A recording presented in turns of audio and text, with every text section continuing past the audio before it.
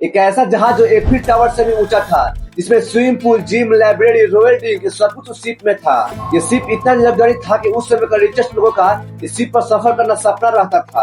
अखबारों में तक लिख दिया गया, even God himself can not sink this ship. वो जहाज जिसे दुनिया का सबसे अनसिंकेबल जहाज कहा गया, टाइटैनिक। वो अपनी पहली ही यात्रा में 2 घंटे 40 मिनट के बाद समुद्र की गहराई में सारे बिजनेस रिवर्स उस जहाज पर सवार थे जो डूब गए। इतना ही नहीं, टाइटैनिक के डूबने से 14 साल पहले ही एक किताब लिखी जा चुकी थी, फुटिलिटी, जिसमें बिल्कुल यही कहानी दर्शाया गया था। एक टाइटन नाम का जहाज जो आइस में से टकराता है और डूब जाता है। लेकिन सवाल यह है कि इतना बड़ा लग्जरी शिप टाइटैनिक को निकाला क्यों नहीं जाता।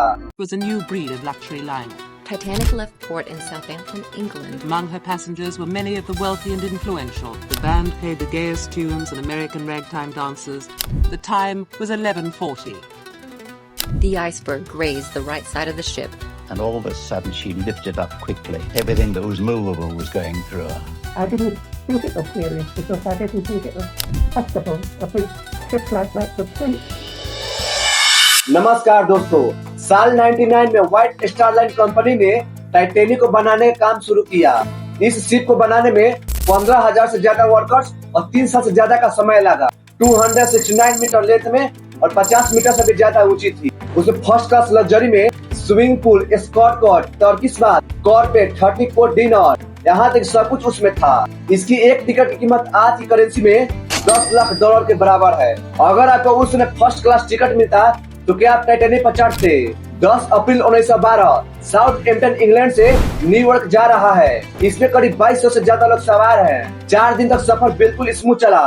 लोग एंजॉय कर रहे थे और जहाज के ऊपर एक क्रॉस नेस्ट होता है, एक छोटा सा प्लेटफॉर्म जो काफी हाइट पर होता है, जिसे हम लुकअप पॉइंट भी कहते हैं। इसमें कुछ लोगों को बैठा कर रखा जाता है ताकि सामने से आने वाले हर वस्तु पर नजर रख सके जो पड़ता है। 14 अप्रैल 1912 रात के करीब 11:39 पर फ्रेडरिक फ्लिक नाम का एक बंदा इस क्रॉस नेस्ट पर बैठा था।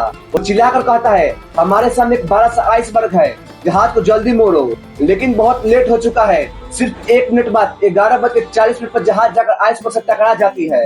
आयरन प्लेट फट गई और कंपार्टमेंट में पानी भरने लगा। टाइटैनिक पर सिर्फ 20 लाइफ बोट थे, कैपेसिटी हाफ से भी कम। सबसे पहले फर्स्ट क्लास के बच्चों और औरत को बचाया गया और 2 घंटे 40 मिनट के बाद टाइटैनिक पूरी तरह से डूब गई। 1500 से ज्यादा लोगों की मृत्यु हो गई और 700 लोग बचे थे। उसमें काफी इतना ठंड था कि लोग सरवाइव नहीं कर पाए और हाइपोथर्मिया की वजह से वो भी लोग मर गए।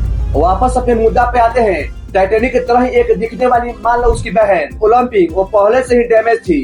कहा जाता है कि ओलंपिक को टाइटैनिक ने बनाकर भेजा था ताकि इंश्योरेंस क्लेम किया जा सके। क्या आपको लगता है कि इस कंपनी के लिए 1500 से ज्यादा लोगों की जान इंश्योरेंस मनी से भी ज्यादा वैल्यू थी? टाइटैनिक को 6 आइसबर्ग वार्निंग मिली, लेकिन कैप्टन फिर भी जहाज स्लो नहीं किया। टाइटैनिक का मालिक जेपी मॉर्गन ने आखिरी पल पर यात्रा कैंसिल कर दी।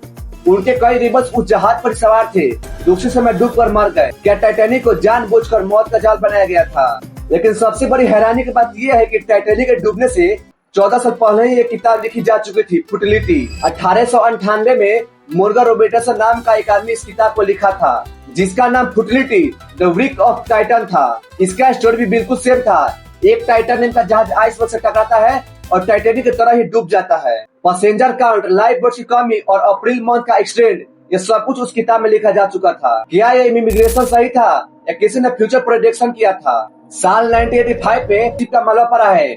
वहाँ पे स्क्रू ड्राइवर जाते हैं तो वो कहते हैं कि एक अजीब सी एनर्जी फील होती है और तो और कई बार मशीन अपने आप ही बंद हो जाती है, जैसे आज भी मौत से बचा नहीं सकते हैं। टाइटैनिक सिर्फ एक जहाज की कहानी नहीं है, ये इंसानी अहंकार, लालच और रहस्य का सिंबल है। अब सवाल आपसे है, क्या टाइटैनिक का डूबना ये पहले ही तय किया जा चुका था? सबसे बड़ी कॉन्स्पिरेसी थी। और अपनी राय कमेंट में जरूर बताएं। अगर आपको ये वीडियो अच्छा लगा होगा तो लाइक एंड शेयर जरूर करना और हमारे चैनल को सब्सक्राइब करना ना भूले। तो आपसे मिलते हैं अगले नेक्स्ट वीडियो में। तब तक के लिए जय हिंद।